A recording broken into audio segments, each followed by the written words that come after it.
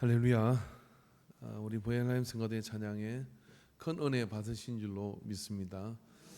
성가대가 한국에 찬양을 하기까지는 지하 카타콤 같은 곳에서 땀을 흘리고 그리고 연습을 하고 어제는 또 제가 에어컨을 꺼가지고 엄청 욕을 얻어 먹었는데 그 영성이 됐는지 은혜가 굉장히 깊습니다. 할렐루야. 예, 우리 옆사람과 다시 한번 이렇게 인사하겠는데 집사님 얼굴을 보니 하나님 얼굴을 배운 것 같습니다.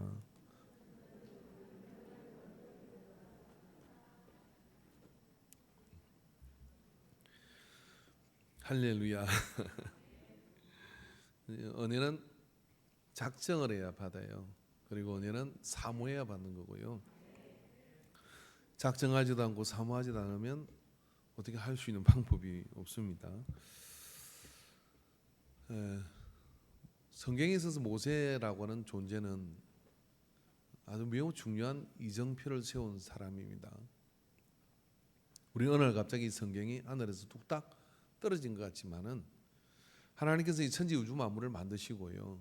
그리고 에덴 동산에 사람을 만드시고 창세기의 역사가 이렇게 시작되는 거죠. 그러면서 족장 시대를 지나게 됩니다. 이 족장 시대를 지날 때 아브라함, 이삭, 야곱 이런 족장 시대를 지날 때는 그리고 노아도 그렇고 에녹도 그렇고 이런 족장 시대의 역사들을 보면은 그곳에는 성경이 없었습니다. 그러니까 믿는 신앙이라고 생긴 모든 존재들은 그 신이 뭘 기뻐하고 뭘 싫어하는지 계시를 해야 하는 거거든요. 나는 이런 걸 좋아하고 나는 이런 걸 싫어한다. 그런 명문화된 그런 계명이나 또 걸들이 있어야 되는데 그게 없는 시대가 이제 모세 이전 시대의 족장 시대의 신앙의 모습이에요. 그러니까 그때 퍼져 있는 신앙을 통칭적으로 이렇게 얘기합니다. 엘로힘의 신앙이다 이렇게 얘기합니다. 미디안 강야의 이드로라고 하는 이분도 하나님이란 존재를 알고 있는데 구체적으로 그 하나님께서 뭘 요청하신지를 들어본 적이 없어요. 단지 조상에서부터 내려오는 그런 홍수가 있었고 그 이전에 에덴을 만들었고 하는 하나님께서 이 세상을 만드셨다는 그러한 전해지는 이야기들을 숙지하고 있을 뿐이에요. 그런데 이 모세라는 사람이 등장함으로 인해서 이가 하나님으로부터 시내산에서 경전을 받게 됩니다. 십계명이라는 경전을 받게 되고 그의 손에 의해서 그것에 확대 해석되고 쓰여진 그 글이 뭐냐면 모세 오경이라는 창세기, 출애굽기, 레위기, 민수기, 신명기라는 이 5권의 책을 저술하게 됩니다. 그래서 유대 신앙은 이때로부터 해서 하나님이 뭘 원하시는지, 제사는 어떻게 지내는 것인지 하는 이런 것들을 해내온 그 글을 가지고서 중심으로 해서 유대 신앙이 형성되게 되는 겁니다. 누가 좀 도와주십시오. 매주마다 이 핸드폰 신미성 준사님 예배 시간에 핸드폰 차단하는 장치 하나 답시다.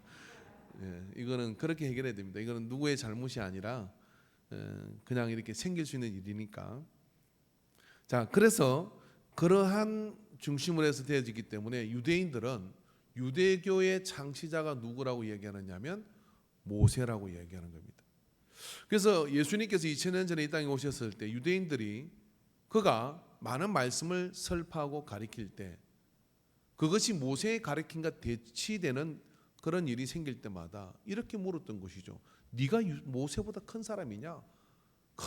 큰이냐라고 이렇게 물었다는 이야기예요. 왜냐하면 모세를 넘어설 수 있는 사람이 아무도 없고 그는 하나님을 직접 대면해서 그 계명을 받은 사람으로서 하나님께서 말씀하시기를 모세를 내가 대하는 것과 그리고 너희를 대하는 것은 다르다라고 얘기했습니다. 그 산에 올라가면 모두가 죽지만 모세는 올라가서 계명을 받아온 사람이기 때문에 모세는 구약 성경에 거대한 산처럼 버티고 있는 인물입니다. 그리고 구약 성경 전체가 이 모세를 중심으로 해서 이야기는 중심을 이루고 쓰여져 가게 되는 거예요. 믿음의 조상은 아브라함입니다. 그러나 그러한 믿음들을 정리해서 계명으로 얻은 사람이 이 모세예요. 그럼 이 모세의 일생을 우리가 좀 알아야 되는데요. 이렇게 성경을 보신 분들은 잘 알겠지만 간단하게 요약하면 이 모세는 애굽에서 태어나죠.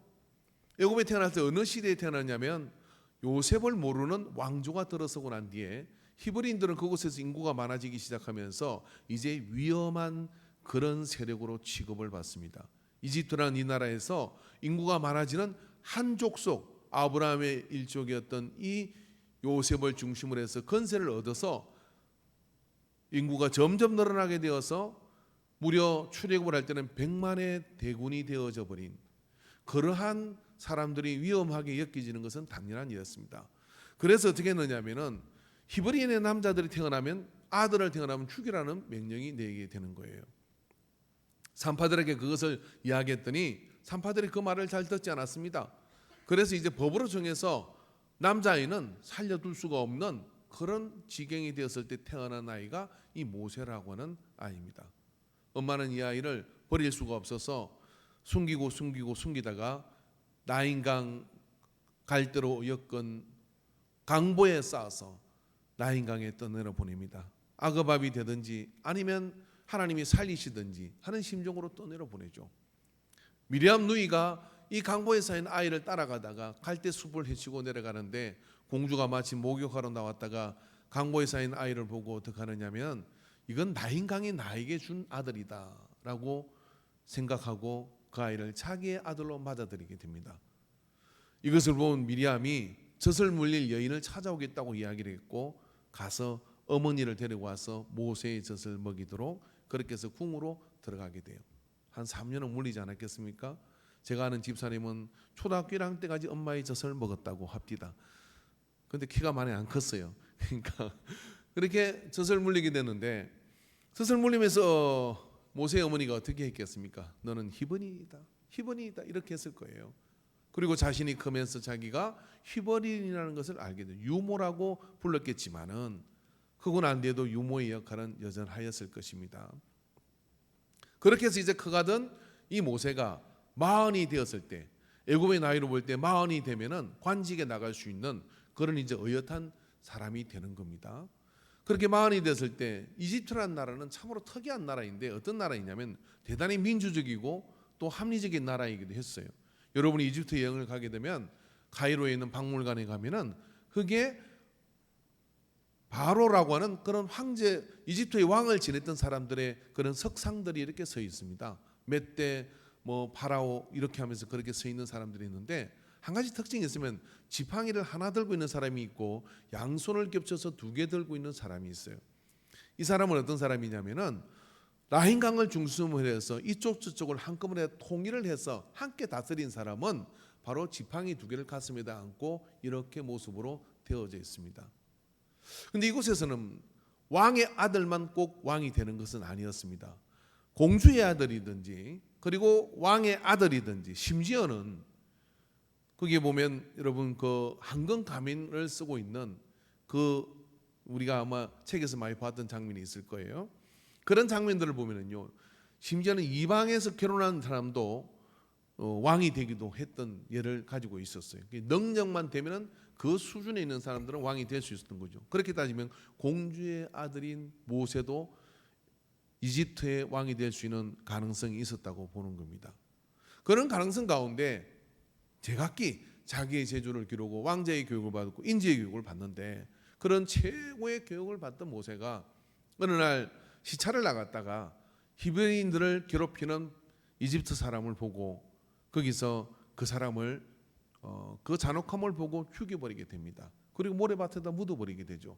히브리인들은 이것을 보고서 항거하였습니다. 그리고 그 다음날 나갔을 때 아마 이런 모세는 그때 젊은 40대의 나이로서 히브리인들을 통해서 이제 한번 바꿔보겠다는 이들을 자유롭게 해주겠다는 그런 어떤 의욕이 있었는지도 모릅니다. 그리고 그 다음날 나가서 보니까 히브리인들끼리 싸우는 거예요. 왜 동족끼리 그렇게 싸우느냐? 그러니까 이들이 말하기를 어제는 네가 애굽인을 죽이더니 오늘은 우리를 죽이려고 하느냐 하고 노예 신분에 있던 이들이 왕자인 이 모세에게 대들은 거예요. 여러분 이게 가능한 일입니까? 근데 그게 가능한 나라가 이집트였던 거예요.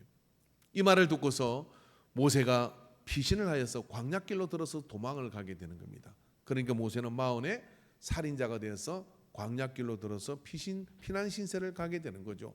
그렇게 가다가 어디로 가느냐, 미디안 광야라는 광야로 접어들었을 때 거기 우물가에서 운명적 여인 시푸라를 만나게 됩니다. 여러분, 이 시푸라가 이제 양떼를 가지고 양의 목을 죽이려고 우물가로 돌아왔는데 거기 남자들이 우르르 몰려와 가지고 여자가 저리 비껴 그러면서 그렇게 괴롭히는 일이 벌어진 거예요. 모세가 누굽니까? 애굽에서 금술도 배우고 창술도 배우고 전쟁에 용맹한 그런 모든 걸 다 배운 이 모세가 어떻게 합니까? 그 남자들을 물리쳐주고 물을 먹도록 해줬어요. 시부라가 볼 때는 뭐예요? 백마탄 왕자죠. 그러니까 집에 가서 우리 집으로 유아사이다. 그러니까 집에 들어갔더니 장인이 들어가 보니까 요즘 보기 드문 그런 인재인 겁니다. 그래서 아들도 없던 차에 그 시부라를 이렇게 해가지고 마음에 드냐? 그래 결혼을 시켜버렸어. 그래서 40년 처가살이가 이제 시작되게 된 것이죠. 40년 처가살이를 하는 동안에 자기 존재를 깨끗이 잊어버리고 그렇게 지내던 통에 어느 날 호렙산이라는 곳에 떨기나무에 불이 붙어가지고 나무가 타지 않고 계속해서 불꽃이 피는 가운데 그곳에 하나님의 임재가 있다는 걸 알게 됩니다. 내가 이 큰 광경을 보리라 하고 가는 장면이 오늘 본문의 말씀이에요. 그렇게 해서 그 광야 호렙산 떨기나무에 가서 나갔는데 하나님께서는 그곳에서 거룩한 땅이니 신을 벗어라 해가지고 신발을 벗겨놓더니 이렇게 저렇게 하더니 너가 그동안 추가살이 하느라고 고생을 했다. 근데 이제 내가 쓸어먹으려고 한다. 그래가지고 저 너희 동족들이 지금 핍박을 받고 어려움을 겪고 있으니 가서 그들을 구해라 하고 이랬더니 모세가 하는 말이 무슨 소리입니까? 내가 하겠다 할 때는 시키지도 않고 이렇게 쫓겨가지고 처가살이 40년 하니까 제가 정신이 하나도 없고 내가 뭘 하는지를 모르겠습니다. 못 갑니다. 그랬어요. 저는 말을 못합니다. 그러니까 내 행 아론이 있지 않냐. 그 능력이 없습니다. 지팡이 던지봐라. 뭐 그렇게 뭐 쇼를 보여주면서 어떻게 꼬셔가지고 그렇게 가도록 하려고 하나님께서 하십니다.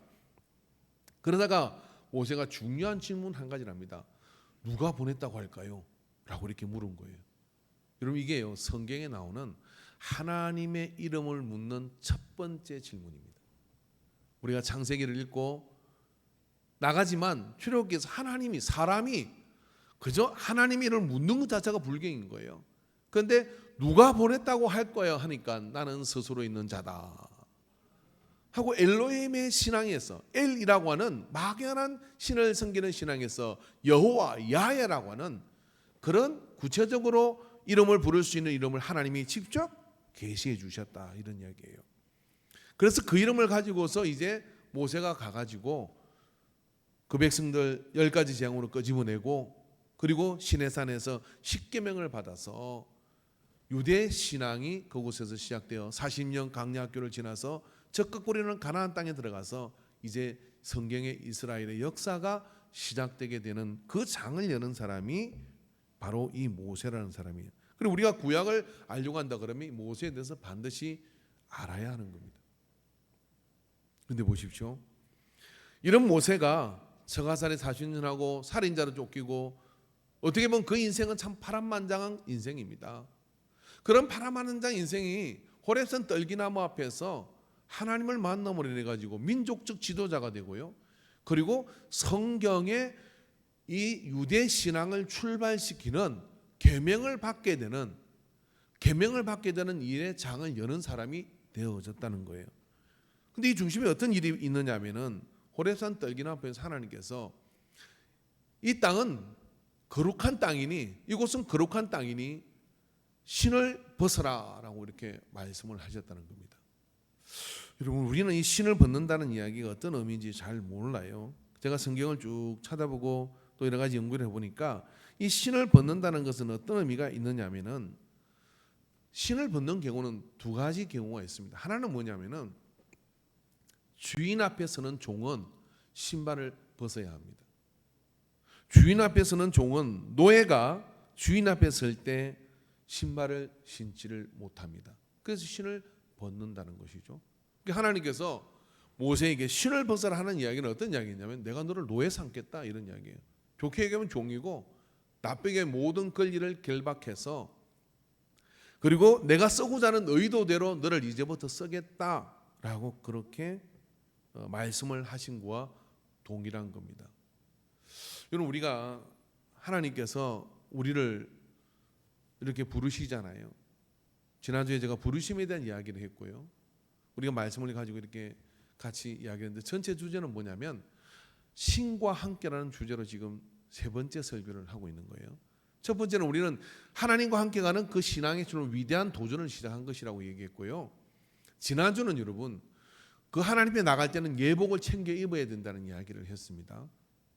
그리고 오늘은 여러분 무엇이냐면 우리가 하나님께 나갈 때 그 예복을 입지 않은 사람과 똑같은 상황이 하나 있는데 하나님은 우리를 호렙산 떨기나무 앞으로 부른 모세에게 신을 거룩한 땅이니 신을 벗으라 라고 한 이 말씀 속에는 어떤 의미가 있느냐면 이제 내가 너의 모든 주권을 너의 모든 삶을 내 뜻대로 너에게 계시하고 너를 이끌어 갈 것이다 라고 하는 요청을 하고 있는 거예요. 신을 벗지 않고 되돌아가거나 또 신을 벗어서 그 앞에 엎드리거나 이건 우리의 선택의 몫입니다. 근데 신을 벗는다는 것은 뭐냐면은 그분 앞에 내 모든 주권과 이런 것들을 내가 맡기는 것이죠. 모세가 생각할 때는 40년 처가살이를 하고 자기 힘으로 뭔가 하려고 하던 그런 때는 살인자로 쫓기는 신세가 되었어요. 아무것도 내 뜻대로 할 수 있는 것이 사실은 없어진 것이죠. 근데 하나님께서 이렇게 부르시는 겁니다. 내가 너 종 삼으려고 하니까 신을 벗으라 라고 요청을 했어요. 인간적으로 계산을 해보면 이도로의 사이로서 또 언제 끝날지 모르는 양치기를 하고 계속 사는 것도 마음 편한 일이겠으나 절대다 주권자인 하나님께서 우주 만물을 만드신 분이 오늘 여러분에 와가지고 내가 너를 종 삼으려고 한다 그러면 저는 100% 그냥 이게 뭐 이미 종 삼아져 가지고 가려고 작정을 한 사람이니까 이게 무슨 의미인지 잘 모를 수는 있습니다. 그런데 그 이후에 모세의 삶을 보면요 얼마나 신나요. 지팡이 하나 달랑도 전에는 칼 들고 사람 죽이던 사람이 이제는 지팡이 하나 달랑들고 애굽으로 갑니다. 하나님이 이 백성 보내라 했다. 바로가 무슨 소리냐?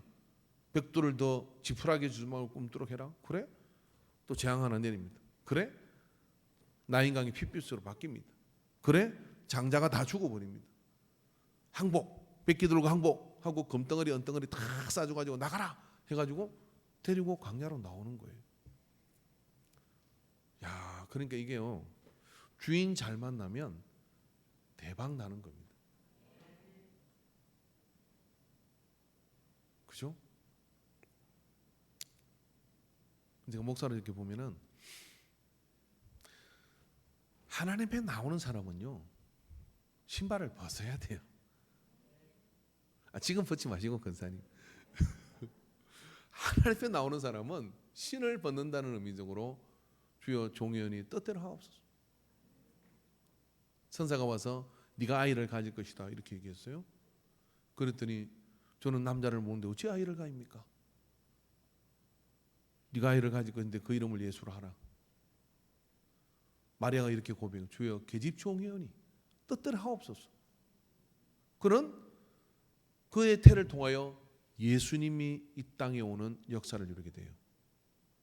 그런데 마리아가 좀 죽어도 안 되겠으니 옆집 영숙이를 찾아가십시오 라고 이야기를 했으면 역사의 뒤안길로 사라지는데 어떻게 하나님을 자기 태에다가 품겠어요? 근데 그런 일이 종의원이 뜻대로 하옵소서. 그 뒤에는 요셉의 오해도 있을 것이고 그 뒤에는 사람들의 손가락질도 있을 것이고 그 뒤에는 그것을 감당해야 될 수많은 그런 것들이 그에게 있었지만은 그가 계집 종의원이 하고 신을 벗어서 종됨을 고백함으로 인해서 여인 중에 가장 복된 여인이 너다 라고 하는 그 복을 누리게 된 거거든요. 자 여러분, 그러니까 신을 벗는다고 하는 것은 뭐냐면은 그분의 주권 앞에 내가 완전히 항복하는 겁니다. 근데 이게 참 어려워요. 왜 그러냐면은 에어컨 좀 올려주십시오. 졸고 있습니다. 참 어려운 게 왜 그러냐면은 신을 반쯤밖에 안 벗어요.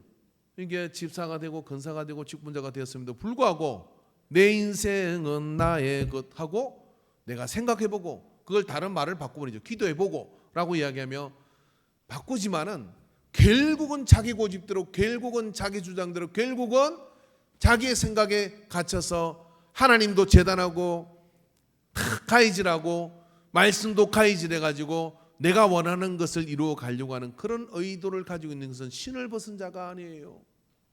신을 벗은 자는 누구냐면은 이제부터는 내가 당신의 종이고 당신이 내 주인입니다 라고 고백하고 그 앞에 맡기는 거예요. 이게 좀 쫀쫀하고, 그리고 뭐냐면은 좀 뭔가 사내답지 않다고 생각하고 내가 뭔가 주장을 잃어버리는 것 같다는 생각을 할 수 있습니다. 그러나 여러분, 예수님께서도 마태복음 8장 25절 27절에 보면요, 내가 너에게 대하여 말하고 판단할 것이 많으나 당신 생각이 있다 이거예요. 나를 보내신 이가 참되시며 내가 그에게 들은 것을 세상에 말하노라 하시되. 사람 몸을 입고 오신 예수님도 이 땅을 예수란 이름으로 살아갈 때는 종으로 살았다, 이런 이야기. 누구의 종으로? 보내신 이의 종으로 사는 것을, 보내신 이의 종으로 살아가기를 작정하니까 어떻게 되느냐 하면은 그를 통하여 인류를 구원하는 역사를 이루게 돼요. 모세가 신을 벗었기 때문에 어떻게 되느냐, 하나님께서 모세를 통하여 계명을 주고 모세를 통하여 모세 오경을 쓰게 하고 모세를 통하여 그 백성을 광야를 지나 젖과 꿀이 흐르는 가나안 땅으로 인도하는 역사를 이루게 된 거예요. 제가 전도사로 있고 제가 다른 교회 그런 어떤 보조 사역자로 있을 때는요, 교회가 뭐 재정이 어렵거나 뭐가 어렵거나 솔직한 이야기로 저는 걱정을 안 합니다. 왜 걱정을 안 하냐면 제가 그냥 모섬이니까. 근데요, 제가 개척을 하니까요, 기름 떨어져도 걱정, 뭐 해도 걱정, 다 걱정이에요. 지금도 마찬가지입니다. 지금도 여러 가지 상황에 대해서 여러 가지 일들이 있을 때마다 그게 총체적 책임이 저한테 있는 것 같더라고요. 근데 그런 비슷한 이 분위기가 이런 겁니다. 뭐냐면 하나님을 주인으로 온전히 모시면은 어떻게 되느냐면 내가 신을 벗은 자가 되면 다 하나님께 내가 맡겨버릴 수가 있는 것인데, 그때부터 온전히 신을 벗으면 그때부터 하나님께서 이제 경영하시고 주권을 가지고 인도하시고 그 삶을 인도하시기 때문에 그 다음부터는요, 낮거나 천하거나 높거나 풍성하거나 있거나 없거나 이런 것들이 아무 의미가 없어요. 왜 그러냐면 주인이 그렇게 인도하시는 다 뜻이 계시겠지 이 생각이 드는 거예요. 여러분, 이게 신앙이요. 그럼 여러분은 신을 벗은 자입니까? 한쪽만 벗었습니까? 반쪽 걸치고 있습니까? 벗으려고 폼 잡으십니까? 저는 예배 때 이렇게 보면은 신을 벗지 않은 사람이 꽤 많이 있어요. 또 반쯤 벗은 사람도 있습니다. 그러나 참으로 이 예수를 믿을 때 이렇게 보면요, 죽을 병에 걸렸다 예수 믿은 사람이 있어요. 병원에 갔더니 당신은 뭐 2주밖에 못 삽니다. 뭐 2달밖에 못 삽니다. 이런 선고를 받아. 근데 약이 없습니다. 이런 선고를 받아. 근데 누가 와서 전도를 했어요. 예수 믿으면 삽니다. 진짜 살까요? 그럼 그 드리는 고백이 뭐예요? 이런 거 있잖아요. 이런 거. 주여, 살려만 주시면 이제는 주님의 뜻대로 살겠습니다. 안 해보셨거나 감사한 일입니다. 주님 부르시는 그날까지 그런 일이 없기를 바랍니다. 살려만 주시면 주님 뜻대로 살겠습니다. 그래 목사된 사람이 조영규 목사님이에요. 살려만 주시면 주의 종이 되어서 주의 뜻대로 살겠습니다. 이렇게 예수를 믿은 사람은요, 그때 죽을 병에 걸려가지고 신발을 벗은 사람이에요. 이래도 죽고 저래도 죽고. 그러니까 신발 벗어가지고 그냥 하나님 종으로 하나님 허락한 시간 안으로 살다가 갈랍니다. 그랬더니 세계적인 종이 돼가지고 전 세계에서 가장 많은 영혼을 인도하는 그런 목사님이 되기도 하고, 뭐 그런 영광이라는 영광인데 그런 능력을 얻어갔던 거예요. 신발을 완전히 벗어버리니까 이제 적어도 아무 의미가 없습니다. 어차피 죽을 목숨 덤으로 사는 건데 하나님이 살려주시니 주신 이도 하나님이요 굳으시는 이도 하나님이요. 이렇게 때깔이 좀 다르게 시작한 신앙이 있어요. 그럼 대다수는 어떻게 합니까? 교회 한번 가볼까? 부모가 믿었으니 나올까? 믿어보려고 한번 앉아 있어 보는 거죠. 그리고 머릿속에는 온갖 생각을 다 돌리면서 신발을 벗을까 말까 벗을까 말까 그러길 10년 벗을까 말까 하다가 오히려 더 싸잠해가지고 이제는 도대체 벗었는지 신었는지도 안 보이는 살색으로 바꿔가지고 그래가지고 돌아다니니까 하나님 보실 때는 이게 종인지 아닌지 모르겠다 이런 얘기예요. 호레산 떨기나 앞에서 신발을 딱 벗어버린 순간 이제 아버지가 잡아서 잡수시든지 뜻대로 하십시오 하고 종이 돼버리는 순간부터 처가살이 끝나요. 네 할 일 있다. 가자. 저 애굽으로. 그리고 강약 40년을 지나가지고 그 애굽으로 가가지고 100만의 대군을 이끌고 이 미디안 강요로 다시 와요. 호렙산으로 다시 옵니다. 여러분 호렙산이나 시내산이나 똑같은 말이거든요. 호렙산은 산맥이고 시내산은 봉우리 하나입니다. 이게 시내산에서 높은 데 있는 봉우리예요. 근데 그 산자락에 있는 거예요. 그런데 그 산에 다시 와가지고 거기서 계명을 탁 주니까 장인 이드로가 그냥 양치는 데서 먹던 사이가 이제는 큰 백성을 이끌고 오는 그런 사이가 돼가지고 나타난 거예요. 뭐 했길래? 신발 벗었는데. 여러분 제가 용산 여기에 탁 어느 날 내렸는데요. 그 약장사가 약을 파는데 지나가려고 하다가 오래된 이야기지만은 요즘은 그런 거 잘 못 보겠던데요. 걸음을 내가 가야 되는데 버스를 놓칠 정도로 넉넉히 봤어요. 얼마나 목청이 좋고 입담이 좋은지. 자, 이게 뭐냐? 뱀이에요. 그러면서 이게 막 그 사람들이 이렇게 모여 있는데 그 이제 뭐 팔라고 저는 약 파는 거지. 뻔하게 이 병은 모든 병을 고치는 약이라고 약 파는 건데 그 입담이 너무 좋은 거야. 목청이 너무 좋은 거야. 제가 서산에서 목회할 때인데 이런 생각이 문득 들더라고. 무슨 생각이 들었냐면 야, 저 양반이 저 가짜 약을 만나지 않고 진짜 약인 신구약을 만났으면은 목사가 됐으면 나는 쪽도 못 쓰겠다. 저런 부흥 강사가 있냐? 길거리에 여러분 우리가 나가가지고 어떤 입담을 통해서 사람들을 불뜨러 그렇게 바쁜 그 용산역 앞에서 사람들을 움직이는데 그 사람들을 멈춰놓고 그렇게 불뜨러 놓고 있을 수가 있냐고요. 말을 기가 막히게 하더라고요. 목청 좋지, 입담 좋지. 저런 분이 목사가 됐으면 딱 한 가지 그런 가짜 약을 만났고 나는 진짜 약을 만난 거죠. 그러면 저도 어디 가면 말 못한다는 소리는 안 듣는데 저라고 달랐겠습니까? 제가 하나님 앞에 신발을 안 벗었다 그러면은 하나님 앞에 고등학교 때 주의 종이 되겠다고 이야기하지 않았다 그러면 아마 전철에서 이 약이 무슨 약이냐면은 그러면서 천 원입니다. 하루에 몇만 원을 벌고 그 사람 돈 많이 벌어요. 그렇게 벌면서 그렇게 약을 팔지 않았다고 누가 장담할 수 있겠냐 이런 이야기예요. 여러분 이 땅에 있는 모든 사람들은요 다 사실은 종살이를 하는 거잖아요. 단지 큰 집에 들어갈 거냐 적은 집에 들어갈 거냐. 여러분의 자녀가 삼성그룹에 탁 들어갔다. 특정 기업을 해서 대기업에 들어갔다 그러면 어떡합니까? 우리 애가 이번에 어디 갔어? 연봉이 얼마야? 이렇게 막 깔고 이야기하는 머섬입니다. 아닙니까? 머섬 아니에요? 여러분이 자녀가 5급 공무원이 되고 4급 공무원이 돼서 머섬입니다. 국민이 채용한 머섬이에요. 다 종살이 하는 겁니다. 사실은 누구에게 신을 벗었느냐 이 차이거든요. 저는 그리 봅니다. 좀 더 색경을 많이 벗는 머섬이고 덜 받는 머섬일 뿐이에요. 그런데 우리가 예수를 믿으면서 진짜 주인이신 하나님을 진짜 내 주인입니다 라고 생각하고 그분이 세상을 만들었다며요. 그분이 이 세상을 다 쥐쭈무른다며요. 그분이 이 세상의 끝을 아신대. 그럼 누구한테 신발 벗어야 되겠어요?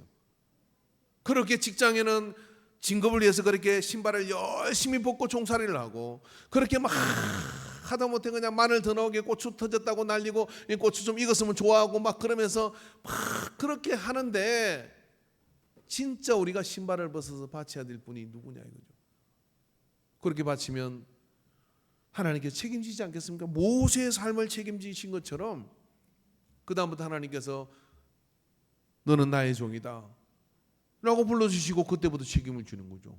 예배 왜 드립니까? 우리가 하나님과 함께 한다는 게 어떤 것이냐면 여러분, 액면과 그대로 뭐냐면 반은 안 돼요. 반 걸치는 건 안 되는 거예요. 온전히 그분 앞에 주여 종이옵니다, 뜻대로 하옵소서. 이 고백을 드리는 날까지, 이 고백이 들어지는 순간부터 하나님은 그때부터 여러분에게 감춰뒀던 40년 미디안 강야 생활에서 묵혀두었던 이거를 그 40년 동안 80년의 허무한 시간을 되돌리는 모세의 여정이 시작되게 되는 거예요. 오늘 예배를 들으면 이거를 탁 가슴에 뻗었으면 여러분 신발을 벗고 그분 앞에 나가는 역사를 누리게 될 줄로 믿습니다. 여러분, 신을 벗는다는 것은 성경 속에 보니까요 계약의 의미가 있습니다. 룻기 4장 7절을 보니까 옛적 이스라엘 중에는 모든 것을 무르거나 교환하는 일을 확정하기 위하여 사람이 그의 신을 벗어 그의 이웃에게 주더니 이것이 이스라엘 중에 정맹하는 전례가 된지라 라고 얘기했어요. 이 사람들은, 중동 사람들 왜 신에 그렇게, 이게 신발에다가 그렇게 목숨을 걸었지는 모르겠어요. 근데 뭔가 소중한 것을 계약을 할 때는 자기 신을 벗어가지고 준 거죠. 그러니까 이게 좀, 저도 아무리 상상을 해봐도 잘 모르겠는데 광야길에서 신발 없이 간다는 건요, 발이 막 터지는 거예요. 그 돌이고 찌삐찌삐하고 막 그러거든요. 그런데 발이 막 터지는 건데 그럴 정도로 나는 이 계약을 이행하겠다 하는 이런 의미가 있는 것이죠. 자, 그렇다고 하면은 모세는 호렙산 떨기나무 앞에서 우선 모세와 하나님이 계약을 하게 되는 겁니다. 그 계약은 결국 어떻습니까? 사람과 하나님 사이에 십계명의 계약을 얻어내는 사람으로 하나님이 쓰시게 되는 거예요. 여러분, 오늘 우리가 이 거룩한 곳 땅이니 신을 벗으라 하는 이 말씀의 은혜를 받아가지고요, 자기 삶의 모든 것을 드리고 또 내어 맡긴 최춘순 할아버지의 이야기 영상이 있습니다. 인터넷에 여러분이 풀 버전을 좀 봤으면 좋겠고, 여기 제가 보여드릴 것은 짧은 영상인데, 이분은 원래 우찌무라 간조라고는 일제시대 때 동경에서 유학을 하다가 우찌무라 간조라는 거대한 이 믿음의 큰 선생이 있었어요. 이분의 가마를 받아가지고 예수님을 믿게 돼요. 예수 생명, 그리고 예수를 믿은 자가 어떻게 살아야 되는지를 파고 나간 다음에 자기 집으로 돌아와가지고 해방하고 이제 돌아와서 진정한 그리스도를 살면서 김포에서부터 서울까지 자기 아버지가 물려준 땅을 안 밟고는 지나갈 수 없는 큰 부자입니다. 근데 그 땅을 어떻게 하냐면 가난한 사람들에게 다 나눠줘 버려요. 집 짓고 싶은 사람 집 지라고 나눠주고, 지금 놔뒀으면 대한민국 최고 부자 안 됐겠습니까? 그리고 40년인가를요 맨발로 겨울이든 여름이든 전철에서 복음을 전하다가 2000몇 년도에 소천을 하게 돼요. 그래서 그분의 이야기를 잘 몰랐어요. 그런데 집에서 PD 하나가 우연히 길에서 그걸 보고 그분을 취재를 합니다. 맨발의 최충선 할아버지의 그 일을 다큐멘터리로 제작을 하게 돼요. 뭐 가서 찍읍시다가 아니라 따라다니면서 찍은 거예요. 그리고 이 PD조차도 결국 그걸 찍고 난 뒤에 2년 후에 소천을 하게 돼요. 참 의미 있는, 이제 그분도 소천하셨지만 그 영상을 조금 제 설교를 줄이고 보도록 하겠습니다. 한번 틀어주십시오.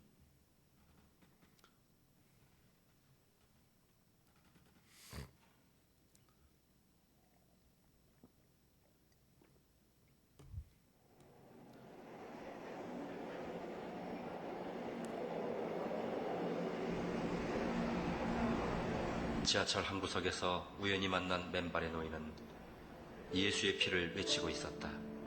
나는 공로업자가 예수의 피밖에 없네. 예수의 피밖에 없네. 아무도 듣지 않는 그 피를, 그 십자가를 외치고 있었다. 스승께서 장로를 가르치시니 걸어가는 뜻을 깨달아 예수를 알게 하셨네. 아멘. 남북조 자동 통일, 내가 믿는 대로 되리라. 아멘. 최춘선이란 이름을 가진 노인, 50년 가까이 맨발로 다니며 복음과 사랑을 전하고 있었다. 그때는 우리가 고아들을 많이 데리고 있었죠. 예.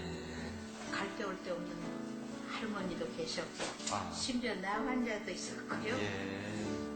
결핵 환자, 그 당시는 결핵 못 고치는 걸로 여겼죠. 결핵 환자, 정신병 환자. 평생을 그저 어려운 사람들 길가에 가는 사람들 길 가다가도 그냥 못 지나치는 데가 없어요. 어린애들은 업고 안고 돌아와서 그 길로.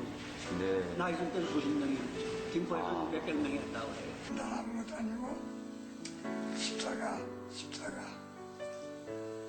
인도 크라이스트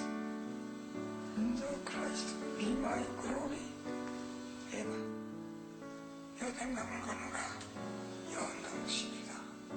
십자가 무한사랑 찬양.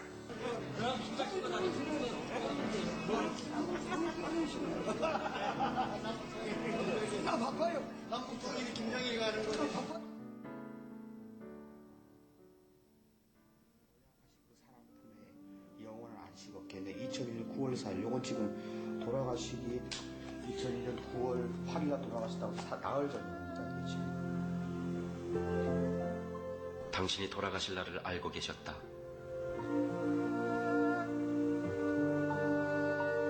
그 마지막 날엔 기어이 전도를 하러 나오셨다가 누추한 나를 만난 것이다. 그토록 사모하던 주님 품에 안기는 날이기에 기어이 맨발로 나섰던 것이다.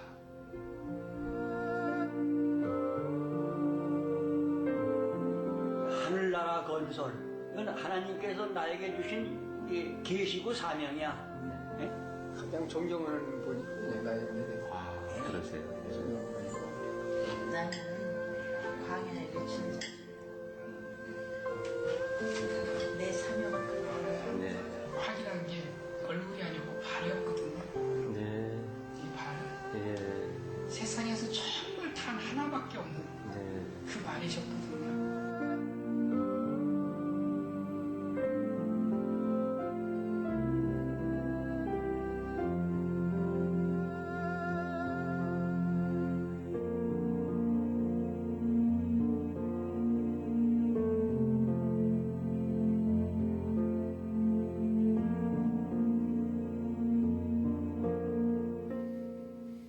아마 여러분이 풀 버전으로 이것을 봐야 좀 이해가 되실 겁니다. 나레이션을 하던 이 PD도 저 영상을 찍고 난 다음에 1년인가 2년 후에 소천을 했어요. 저는 왜 신발을 벗고 저렇게 전도를 했을까요? 발이 시리고 힘들었을 겁니다. 거룩한 땅이니 신을 벗어라. 그 신을 벗고 가는 모든 걸음을 통해서 뭔가를 증명하려고 하였는지도 모릅니다. 내가 하나님의 종인 것과 하나님의 언약이 이 땅에 성취되기를 바라셨는지도 모르죠. 모세에게 신을 받기 전 하나님께서는 모세로 하여금 그 길을 걷도록 해주셨습니다. 여러분, 우리가 신을 벗고 나면 하나님께서 우리에게 새 신을 신겨주십니다.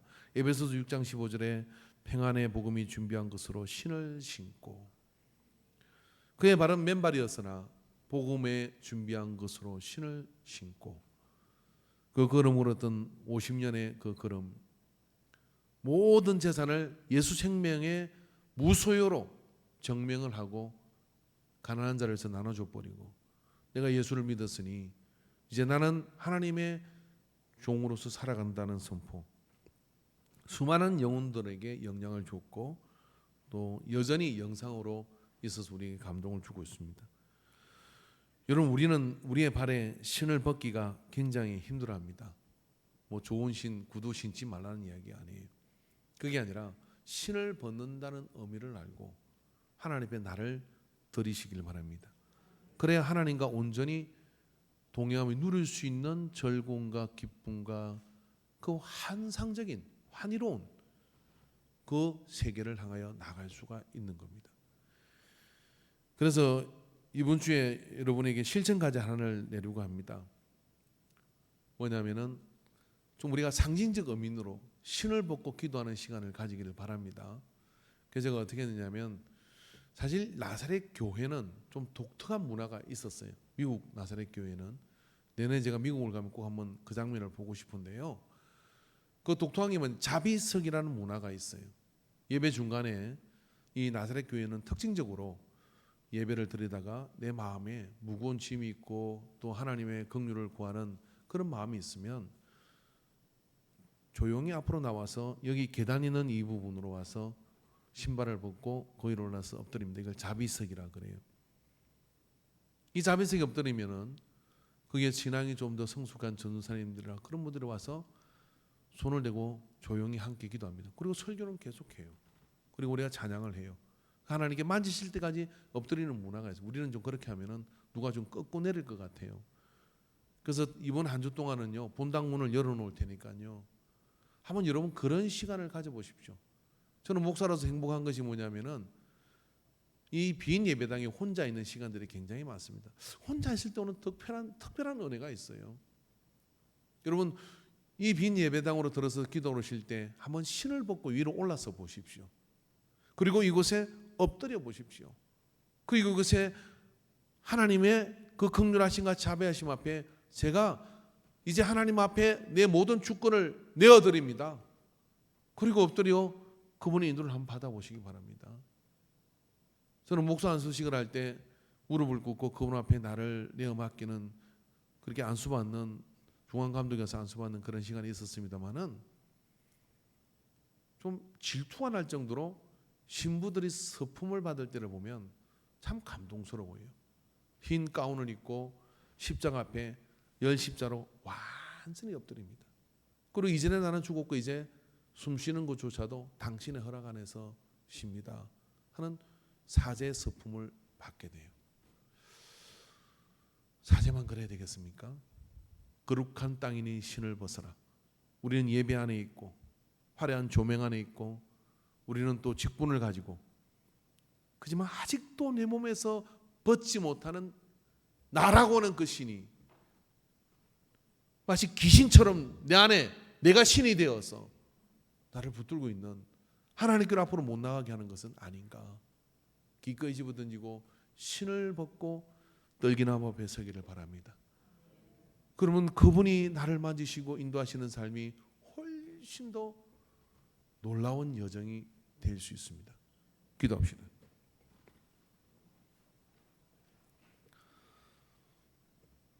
수많은 믿음의 사람들이 떨기나무 앞에서 하나님의 임재 앞에서 그저 신기한 현상을 보러 간 것 같았으나 거룩한 땅이니 신을 벗어라. 그리고 시작한 사명의 길이 얼마나 놀라운 여정으로 그를 빛나게 하였고 하나님을 영화롭게 하였는지를 모세를 통하여 봅니다. 오늘 아버지 하나님, 우리는 예배 앞에 나갈 때마다 무장하여 도대체 나라는 존재가 조금도 보이지 않을 우겨쌈을 가지고서 종교 놀이를 하고 있는 것은 아닌지요. 찢어내게 하여 주시옵소서. 벗겨내게 하여 주시옵소서. 기꺼이 신을 벗고 타도 제가 될 수 없는 하나님 아버지의 마음이 투영되어 있는 그 떨기나무 앞에 신발을 벗고 종이오니 주여 내게 주의 뜻을 이루어 주소서 라고 고백하는 삶의 고백이 이 한 주 안에 일어나게 하여 주시옵소서. 예배당을 찾는 걸음들이 모두가 이어지게 하여 주시옵소서. 거룩한 자비석 앞에 신을 벗고 올라가 주 앞에 엎드리는 이 시간이 행렬이 이어지게 하옵소서. 그 가운데 세미한 주의 음성을 듣게 하소서. 그 가운데 천둥 같은 주의 음성을 듣게 하시고 내가 무엇을 해야 될지를 깨닫고 아는 무의미한 40년의 미대한 강자가 아니라 이제 갈 곳과 할 일이 분명한 그런 사명의 자리로 서도록 우리를 일깨워 주소서. 예수님의 이름으로 기도합니다. 아멘. 찬양 드리시겠습니다.